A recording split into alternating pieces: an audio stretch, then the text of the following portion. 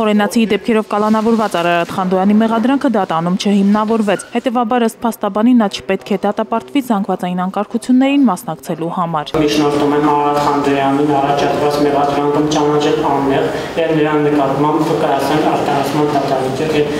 դատական միտերի դատիչից նրան ազատացնել։ Երևանի կենտրոն եւ Նորք Մարաշ վարչական շրջանների ընդհանուր իրավասության դատարանում պաշտպանն այսօր իր 27 էջանոց ճառում մանրամասն ներկայացրեց, թե այն զուրկ է ապացույցներից։ Ի վերջո այն ոստիկանները, որոնք սույն իրական գործով ճանաչվել են դժողներ, դատարանում հաստատության ժամանակ ցուցմունքներ տվեցին եւ հայտնեցին, որ չեն տեսել, որ Արարատ Խանդոյանը որևէ ոստիկանի հարվածի կամ կրթություն գործադրի։ Դժող ճանաչված անձինք էլ ըստ պաշտպանի իրենց ցուցմունքներով են հերքել, որ տեղի է ունեցել զանգվածային անկարգություն։ Սկզբանե հավաքը գրելը խաղաղ բնույթ, այսինքն Խորենացի փողոցում հավաքված քաղաքացիները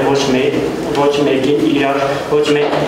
չեն ճանաչել, նախապես հանցավոր համագործակցության չեն եկել։ Երբ ընթերցվում էր պաշտպանական ճառը, Արարատ Խանդոյանը ռեպլիկով հանդես եկավ։ Նստած տեղից խոսում էի ռեպլիկ էի անում։ Դե պաշտպանական շարունակվելու դեպքում դուք հեռացվեք նիստերի ես հանցանականությամբ ունեմ ռեպլիկաներ։ Ոչ առանձնախագահության իրավունք չունեք։ Այնուհետև Արաղ Արագյոզյանը դատանին հիշեցրեց, որ մարդու իրավունքների եվրոպական դատարանը վարույթ է ընդունել Արարատ Խանդոյանի ապօրինի կալանավորման որոշման գործը։ Այսօր իրիկուն մեկնում են մարդու իրավունքների եվրոպական դատարան